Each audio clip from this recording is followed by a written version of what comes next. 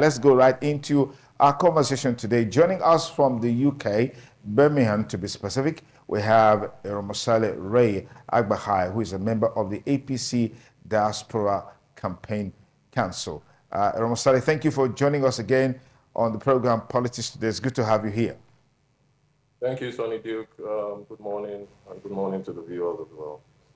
Okay, we also have joining us from Ekboma virtually is a member of the PDP Campaign Council, Ambassador Tony Okonigini. Tony, thank you for creating the time to be part of our conversation today on the program. Morning, Duke. Okay, thank you. Let me start with Tony Okonigini. Tony, we've seen in the last couple of days, opinion polls are being conducted by different organizations. Civic Voices did more or less like a pre-election opinion polls and came out with the findings that people are more disposed towards competency as compared to zoning, as in something that will, influence their decision in the election. That came out very strongly. And just recently, we have the African Polls Institute also coming out with its polls result, which seems to have given an edge in terms of disposition of the electorate to Aswa Ighodalo compared to the APC candidate and the Labour candidate and all other candidates. These polls, are they polls we should take serious? Should we take these polls serious? Are they in any way communicating the true picture of the disposition of Edo people in this election? Okay, good morning. Good morning. Sonny Duke.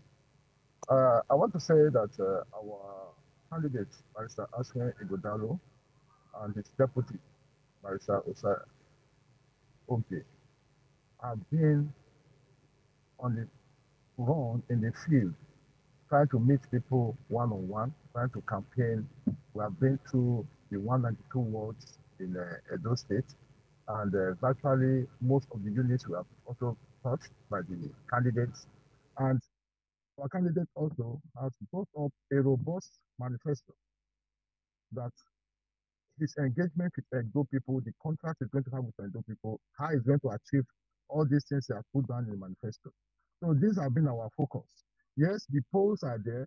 I want to say seriously that the PDP, we are not actually thrilled about the polls, in as much as the polls are telling what everybody knows is the true position of things on ground. That we are not surprised about the polls, because conduct any sincere poll from today, tomorrow, before the elections, the PDP will always have an edge. So we are not too surprised about the polls that are coming, but it is not the results that we are having now from the polls are not what we are banking on. We are not relying on them to say that we are now resting on our earth. We have already put our programs on ground and we are hitting the ground running. So that's our position about this whole thing. Okay. The polls, All yes. right. All right. Let me pause you there, Tony. I'll come back to you. Let me get to Ray in UK. Ray, what are your thoughts on these polls coming forth and the content of the polls, as it were? Thank you, Sonny Duke. Yeah, I think my opinion is slightly similar to the previous speaker. I think in terms of the polling, I think we are, in Nigeria especially, polling is, we can refer to it as baby steps. We're just, it's in its infancy, so to say. It needs more time to mature. It needs more time to grow. I mean, polling is a very scientific process. It's not just about one man sitting somewhere and thinking, oh, my best friend is running for office, so let me put out some information that will support him. And I've seen a lot of polls, some supporting my candidate, some supporting others. And like the previous speaker said, we are not focusing on the polls, because anyone who does that in an environment like this, you can be deceived and you will think that it's uhuru and you relax. the information we're getting from the polls are quite varied, pointing to different things. You talked about competency, you talked about other things as well. I mean, on all these bases, our candidate meets all those criteria anyway. So, but to the polling, it is really important that we, and it's a good thing, because even in the UK here, and in the Western world, polling is quite important. It's used to measure people's feelings about economic policies that the current government has pushed through, and looking at that from the angle of the candidates and potentially what they will do when they come into power. So I think polling in Nigeria should be encouraged, but we should encourage them to follow the right processes, to do the scientific, because it involves a lot of things. You have to, what is the sample size that you're using? What is the population that you're using? You have to do a segmentation. Are these people following these processes? I mean, even for the results that have favored my candidate, I don't, so we're working, we're in the field, we're constantly pushing, regardless of whatever the polls say. But I hope that we'll continue to improve our polling processes so that in the next couple of years, we'll be able to use that as a basis for being able to say, yes, we have some scientific proof that this candidate is really ahead, or that candidate is really touching the nerves of the people and the masses. Right now, we can't say that in terms of polling. Thank you, Ray. Let me get back to Tony quickly. In spite of the divergence of views and opinions on the poll, one that has come out critically is the issue of undecided voters in the Edo State governorship election, a class of people or a class or a category of voters described as undecided. Does this bother you? And if it does, how do you think this can be dealt with? If you are used to electioneering in Nigeria, you will know that the undecided class has always been there in any election. Even you will be surprised that even some people come to the polling units undecided. They come there to come and be weighing who is winning here, who is doing that, why some relies on information, so that they will not, according to their own thinking, let them not go and cast vote for somebody that will not win election. So the undecided class is always there. When we get by the time we are getting towards the polls proper, the percentage normally reduces. So you feel that by this week we have less than 2 weeks to about 2 weeks to the election. You will find out that by the last week of the election, that percentage will go down. So it's not something that we are worried about, but because they have always been there. But be that as it may, we are also engaging this undecided class. If you want our candidate, he has made an appeal to them, open an appeal to them. He has even been engaging them one-on-one, and most of our party agents, party leaders, were engaging them to encourage them to what they have seen so far. Where let us look at the competency of the candidate, the capacity of the candidate, and the acceptability of this candidate. Choose among them to see that our candidate is the best. So that's what we have been selling. All right. Ray, quickly share your thought with me about these undecided voters. What are those factors that you think could easily sway the minds of these class of voters? Yes, thank you. I think undecided voters exist for a reason. They exist for different reasons, lack of information, inability to size up the candidates, and several things as well. I think the responsibility is upon the individuals who are campaigning to go out and push that message across. And with the APC, we have been doing that. There's still a lot of undecided voters, and they will go to the polls. Our politics is quite emotive in Edo State. Very emotional. People will base their judgment on, sometimes not on facts and figures, but on what the rumors are, how the general perception of an individual is, and not just the issues, so to say. So it is very important for us. We know that, we're keying into that. We've identified a lot of segments that need to be reached out, or reaching out to them. And so we're working with all the stakeholders to ensure that even on voting day, on the day of voting, like the previous caller said, people will be on the queue and they don't even know who they're voting for. But I think the biggest message that we can send to the undecided voters is the evidence of how much work our candidate has done, the evidence of the output he has been able to give to the people of Esan and the Ishan people, or even before he joined politics. You know, facts, figures about his achievements, about his potential of being, when he's a governor, his ability to even do more. I think when we show that to the people, I think we will have less of the undecided voters, and that is happening. People are keen, even in all over Benin. I can see the frenzy is now switching, and you know, everybody's now seeing and understanding what our candidate is about. He's not that man that people were saying, oh, cannot speak, cannot talk. He is there, he has achieved, he's an achiever, and this message is resonating with everyone, the populace in Edo State right now. Back to you in a moment. Tony, quickly share a thought with me. Why is it that in this election right now, it's more or less like a contest between former governor, who is now a senator of the Federal Republic of Nigeria, Comrade Adams Aliyu Oshiomhole, and the incumbent governor of Edo State, Godwin Obaseki? Why is this election taking that shape and form? I think as a party, the PDP, a strategy we're trying to put in place, we are trying to avoid that diversion. You know, it's a deliberate ploy by the former governor, Oshiomhole, to make the issues on him and the incumbent governor, so that the real actors on ground, that is Barrister Aswin Ighodalo and his candidate, Monday Okpewo, are not brought to limelight. So we are not distracted about that tactics Dr. Oshiomhole is trying to bring in, because he's not in the ballot.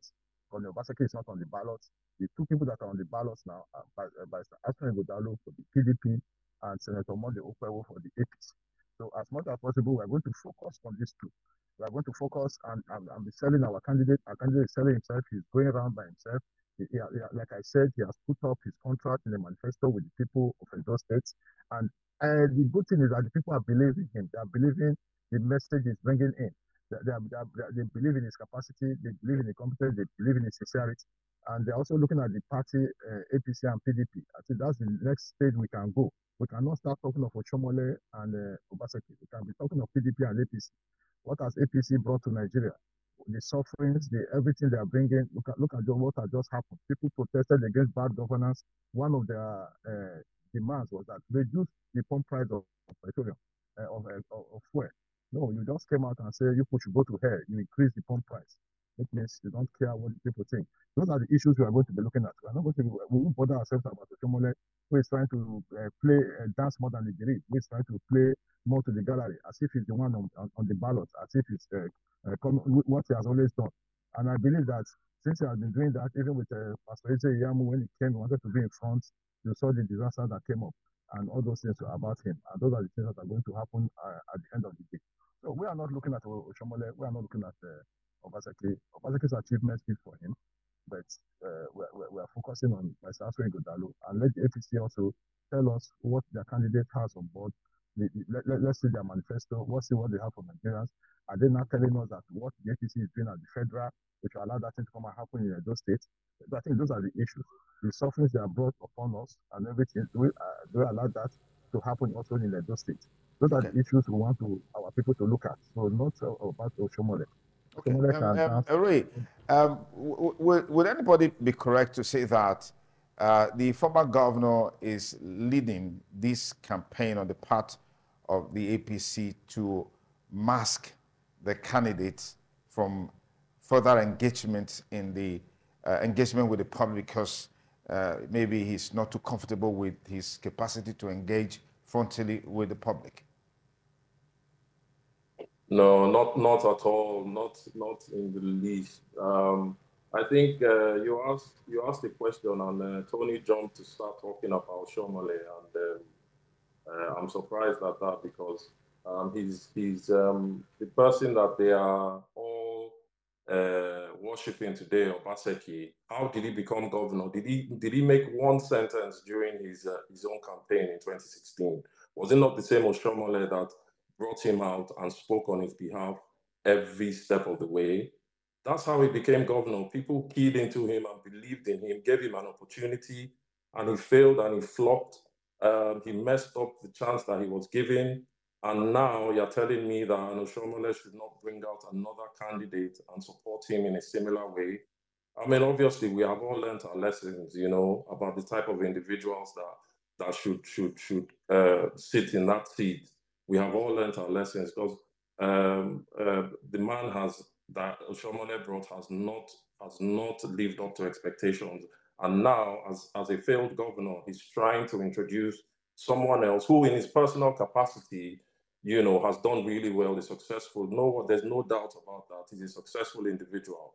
But we do not believe that he will translate that into governance because of the word we used last week, his pedigree, his lineage, where he's coming from. It's a bit shady what even his connection with the current government is being questioned right now. And this is Aswa Ighodalo. What has he done in terms of contracts? What has he done in terms of working with the government? Has he just been siphoning money allegedly, like we're being told now? So there's so many issues around this. There's so many issues around this. Why we should not look at the PDP candidate, because it is really important that we focus on the issues, and the issues are what we're trying to focus on. Now, to the point of Oshomole trying to mask our candidate, that is not true. Our candidate has been speaking in all languages that he has a capacity to speak. So Pidgin, English, and his own language. He's been campaigning. Even when Oshomole is not there present, he has been pushing and leading the campaign. So it is not true. This media agenda started by the PDP that our candidate does not speak is not true. And no one should continue to believe that. Just watch our campaign and watch our candidate. He's the man to beat in these elections. Okay, thank you very much, Ray. Tony.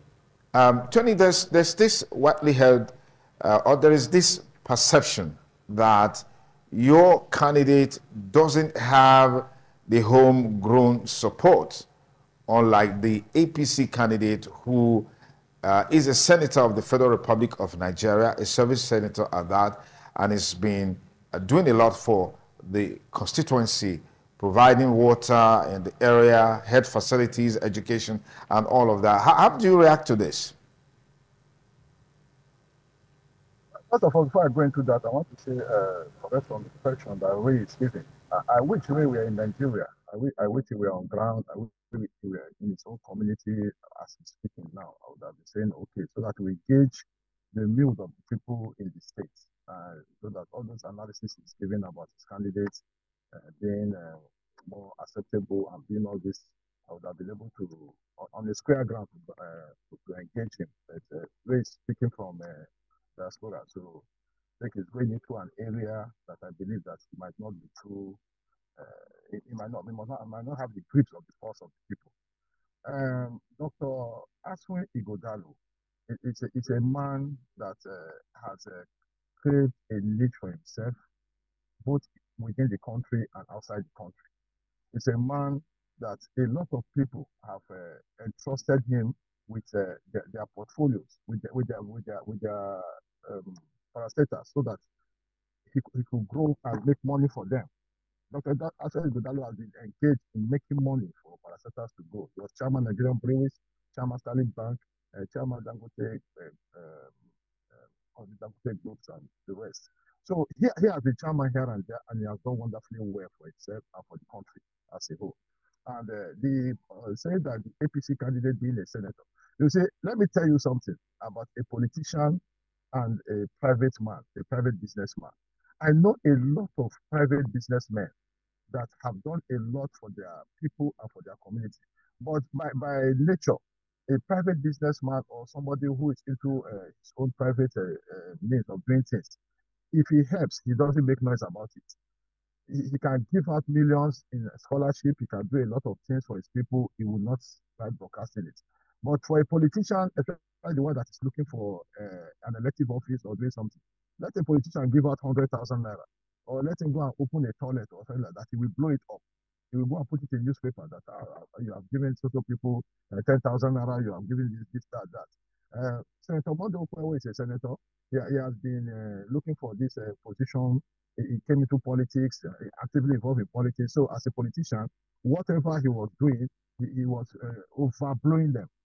I can assure you that Aswin Godalo has touched more lives, actually as a member of this, as an essence son, that he has done a lot of things that as a private individual, close to his nature, it's not somebody that was going into publicity of whatever he has done for the people. If you go to Ewimi, you see a lot of people that are on scholarship with him.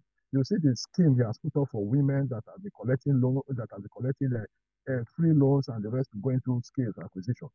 Aswin has been doing that. Aswin has engaged the employment of a lot of people into the banks and into the Nigerian breweries and the rest. But he could not go and start putting all those things in the manifesto. Okay, or like somebody who will go and even fade boreholes. Like if you go to most of these projects they are attached to their candidates. Go to most of them, they are non-functional. They are uncompleted. But you go about and start saying that Kali Street that this man has done this providing water. I don't know where he provided water. If you did one or two boreholes in around, does that make you to start providing water for people? Borehole is not providing water, as far as I'm concerned. I don't know the healthcare facilities he provided that people are now talking about providing healthcare, providing this, providing that. At times when I go to social media, I see a long list of things that have been put in place. But if you go on ground, you cannot actually ascertain these things that they say they have been done. But typically, as a politician, as somebody who is in the office, if a city senator by now does not have a long list of things to attribute to himself as a city senator, then something will be wrong. Because as a city senator, you have constituency funds coming to you, you have government funds coming to you. As a politician, you have all those funds coming to you as, from government. So you are expected to have done a lot of things for the people, which you should show. But go on, let's ask the candidate that is here, the APC, what has he done as a city senator? Those are things we are going to look at to say that somebody was given to manage one senatorial zone. Has he done well? Before you can now start telling him to manage the entire state, that has 3 senatorial zones. If you are a senator of one senatorial district and you are failed to show whatever you have done for that one senatorial district, then how do you now say you want to manage 3 senatorial districts? I think those are the issues they will look at. Then we'll also look at Dr. Aswin Godalo. What are his broad experience in governance? What are in policy making? You see, to be the governor of a state is not enough for you to come and tell us that you are going to build roads, you will build schools, you will do this, you will create health facilities and the rest. How is the question? How are you going to get the money to fund this? In this our economy now, that what is the IGR of Edo State? Can it adequately do that? Can you sustain the 70,000 naira minimum wage and be increasing them as they go, as things are going ahead? So Aswin Godalo is somebody who knows how to make money, who has done this with other parastatals that he has been chairman of.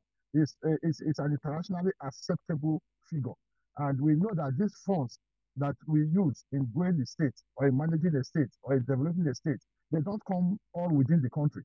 Most of them come outside from they don't come all within the state. Most of them come from outside. You must have that managerial skill, that knowledge to be able to attract funds, to make your state attractive, for funds to come in so that you can build all these things for people. So if you read Dr. Aswin Godalo's manifesto, they are all there. He did not just state what he intends to do. He stated how he's going to do them. How is he going to secure the welfare of the people? He stated them. The security apparatus, he stated them.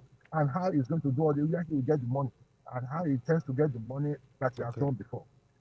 That's what we are going to do. All right. Let's get to Ray.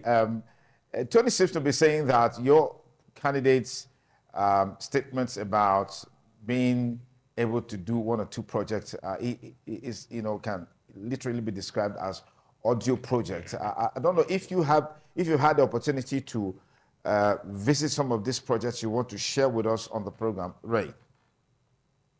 Okay, thank you. Firstly, he mentioned something about me being in diaspora. I'm not someone who sits in the diaspora. I'm constantly in touch with my people. I was back home a few weeks ago, and I'll be back home for the election. So I'm in touch with everyone in my ward and in my area. So I'm feeling the pulse of the people, and I know which direction that they're looking at. So to the question that you asked, it is really funny that Ambassador Tony here will be talking about audio projects because he's the boss of his principal is the chief of audio projects in Edo State from Gelegele Seaport to the airport in Edo North to all the promised 200,000 jobs and all those things that he promised. And now he's telling us that he only came to lay the foundation for Aswe to come and build. He has not put any proper foundation in place. The only thing that he can even boast of in the civil service, and we question that as well, because the civil service is a minute percentage of Edo citizens, and the impact they have on the state has even not been felt, because we know that area of government, even though it's key and it's really important, but there are other people as well. This is just let's even say they are 1% of the society. What about the rest of the people? Why not pay attention to them? And now he's bringing someone who you now say can raise funds, can raise money. We are not doubting his capacity to raise money. Obaseki has improved the IGR. We give that to him, but how has that impacted the lives of people? And they're talking about APC at the national level. What about PDP at the state level? How have they governed Edo State? Is it because of Tinubu that people in Edo State do not, an agrarian society cannot feed themselves? In my community in Arco, in Owa East, we produce yams in bountiful measure. And you're telling me that a tuber of yam that costs 10,000 naira or even more, that is because of the policies of the government? No, no, no, no, not the federal government. The state government has a responsibility to the people. And this is where we get a disconnect. The local government, who are all PDP members now, and the state government, PDP, they have a responsibility to the people, and they have not done their job. That is why the people of Edo are in the situation they're in now. Is it because of Tinubu that we don't have good roads in Edo State? Is it because of Tinubu that we do not have hospitals that if I come to Edo today, I fall ill, I cannot in my community go to a standard hospital that will treat me at minimal cost? Is it because of Tinubu that my people in Aoko and Owa do not have water? Is it because of Tinubu that we do not have just the basics of life? So the PDP need to ask themselves a lot of questions here. You know, you need to take responsibility, and you cannot bring a candidate to us who has made a lot of money in his personal life for 64 years, but has never identified with the people. He has never identified with Edo State in any capacity. He has been working as chief economic advisor, but the economic advice has yielded nothing for the benefit of Edo citizens. So the PDP have a lot of questions to ask and to answer to. And we're saying to Edo citizens now, do not make the mistake on the 23rd to vote this party in again, because they will continue their failure. Okay, but let me quickly go to Tony Okonigene, who is joining us from Epcoma. Tony, share your thoughts on your take on the talks that the performance of the APC at the federal level and the performance of the PDP at the state level will have impact in this Edo 2024 governorship election. What are your thoughts? Well, in answering that, let me tell Ray that all these questions he was asking, that is it Tinubu, I want to tell him that yes. First of all, I want to tell you that because of the APC bad governance and the APC's mismanagement of Nigeria, that you discover that people can no longer have food to eat. because one of the APC's governors, Nasir El-Rufai, confessed to the world that they were the ones that imported the Fulani, these herdsmen, just to destabilize the government of Jonathan in case Jonathan did not hand over to them. If Jonathan had won that election, they wanted to unleash these people to start killing. So, unfortunately for Nigerians, Buhari was given the mantle of leadership. And these herdsmen now entered the forest and all over the country and started maiming and killing farmers and doing everything. So you find that farmers could not. They hardly go to their farms to go and farm.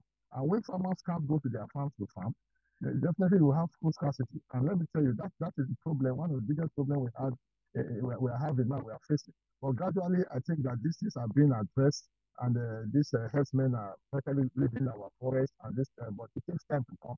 So that is why this is, and it's because of the APC that we have bad roads you are seeing some bad roads in Edo State.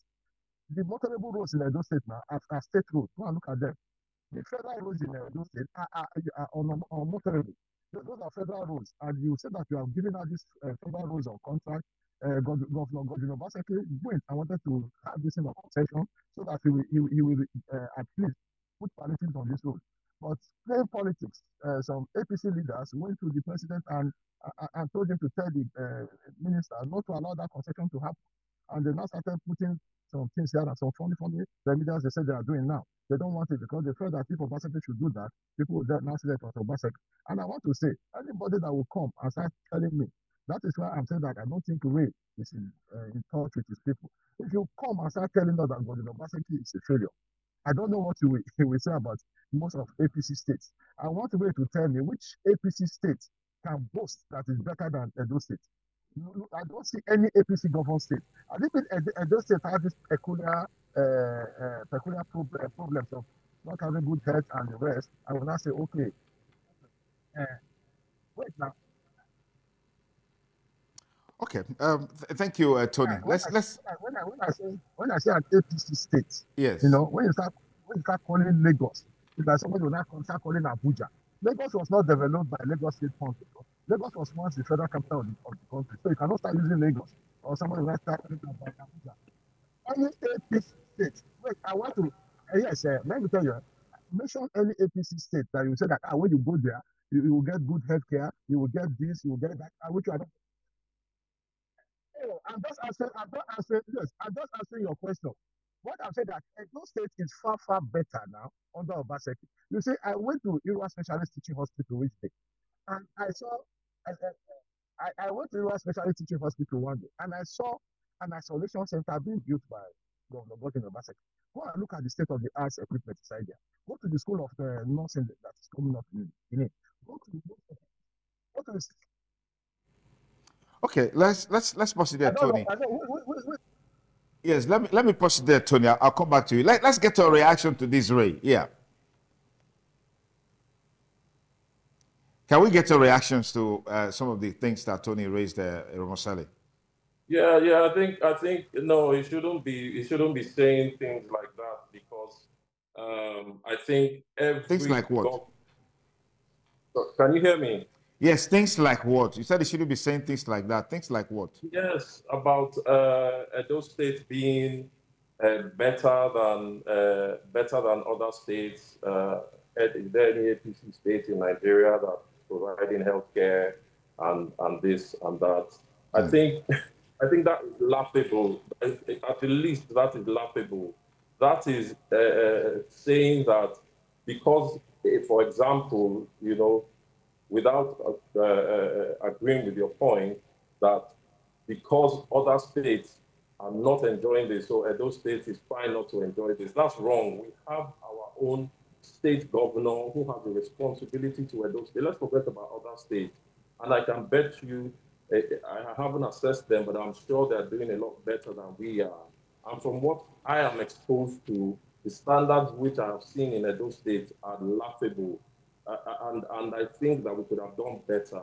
This government has improved funding from the government or from the federal government on a monthly basis, nearly double. It's now about 11 to 12 billion on a monthly basis.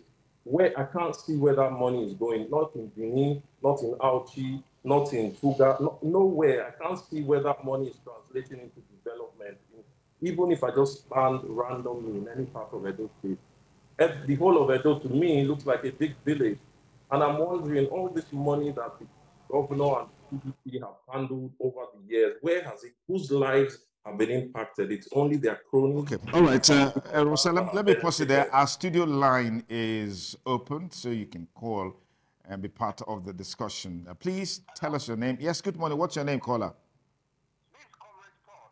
Yes, Comrade Paul, go ahead. I'm calling from Airport to specifically. Go ahead, please. Good morning. I actually want to contribute for over the discussion on ground. Yes, go ahead. Go ahead, please. Come to PDP candidate. It's a candidate that I will never get in PDP before, all over the country, apart from Jonathan. And secondly, I'm not trying to exaggerate, either to be truthful at fact. So, in fact, I don't know why people will simply, because of politics, somebody will be saying sort of things, whatever. It's not done like that. Let me be so. If I'm not a politician anyway, let me be truthful this time around. So, let that one aside, come to APC. A senator, a city senator that having a senatorial money. Let me call the money so people will understand. Now they are saying this borehole. What is the meaning of this? We are not better. This borehole. What is the meaning of borehole? Do you know what is more constituency money? Eh? Hello?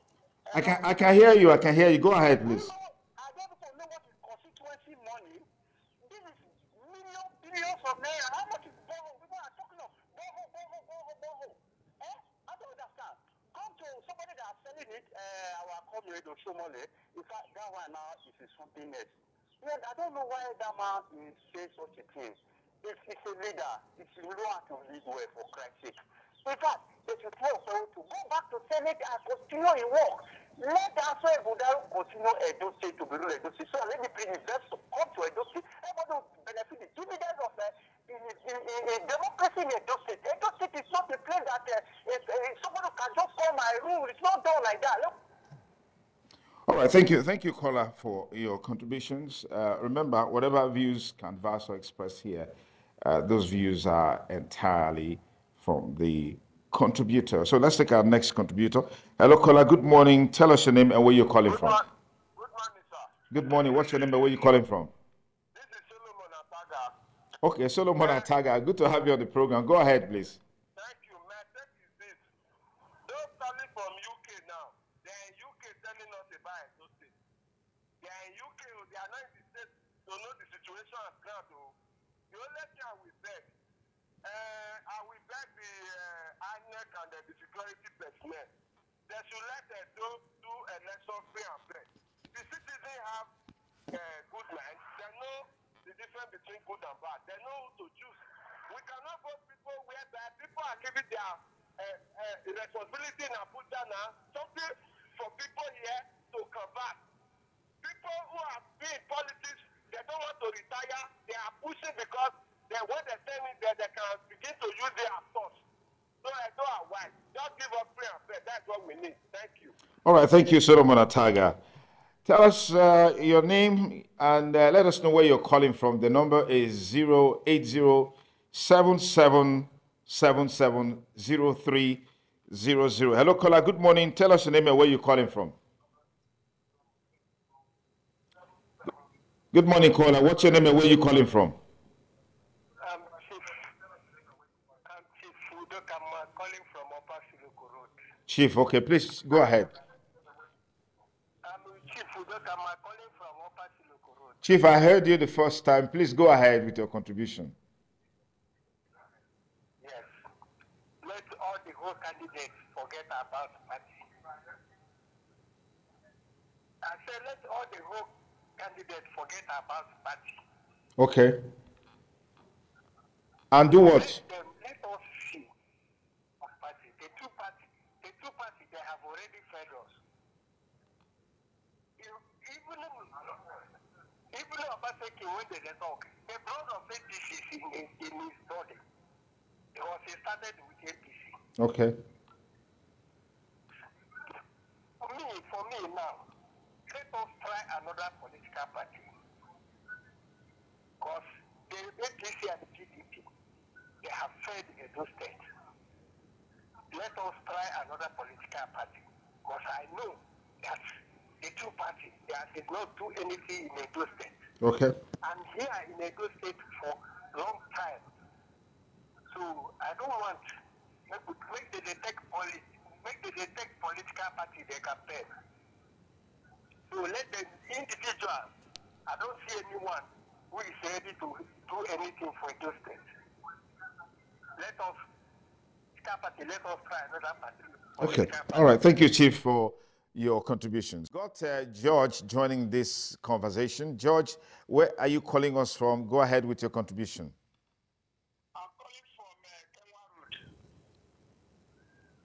Yes, go ahead. And the last caller, I just said my mind.